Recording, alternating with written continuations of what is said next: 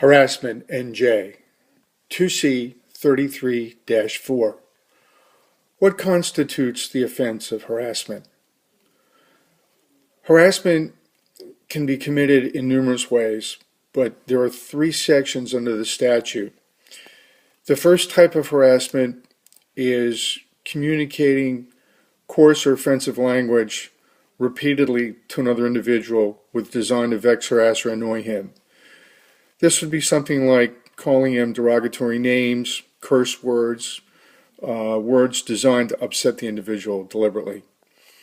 Section B is a lesser included offense of assault.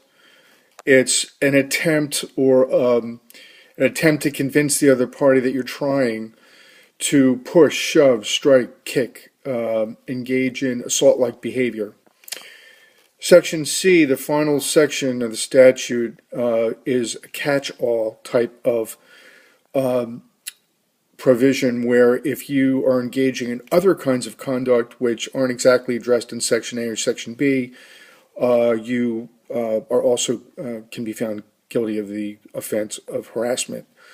For example, if you know something bothers an individual, some sort of conduct, and you don't want to engage them verbally through direct verbal communication, and you don't want to attempt to push them around or shove them or strike them, whatever, you could engage in what's called an alarming course of conduct by doing an act which you know they'll discover, you know they'll be upset by, and that's harassment because you're deliberately trying to get their attention and upset them. Okay, so how does this usually come up? Okay, this usually comes up when you've got, two neighbors who can't get along, or you've got family members that had a falling out and just can't get together. So every time there's a holiday and they're cutting up the turkey or something, there's a big fight and altercation. There's a lot of name calling, taunting, maybe threatening. It's garden variety harassment.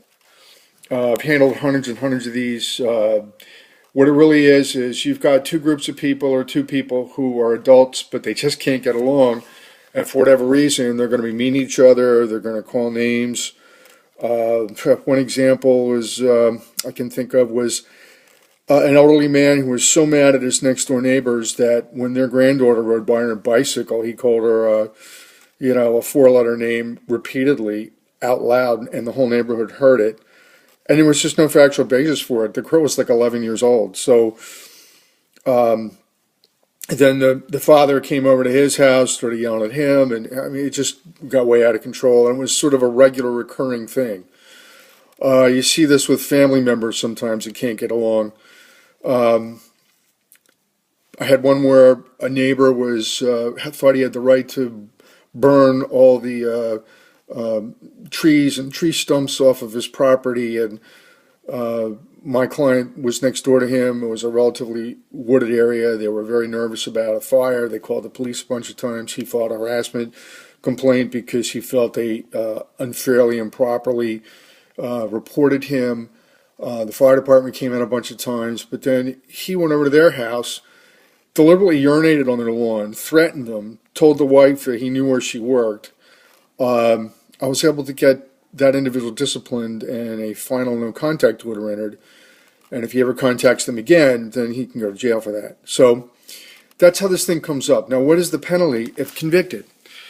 Believe it or not, for calling someone names and for posturing yourself like you're going to push them if they push you, it's a petty disorderly persons offense punishable by a monetary fine up to $500, possible jail up to 30 days, and a 2C criminal record on your state police record.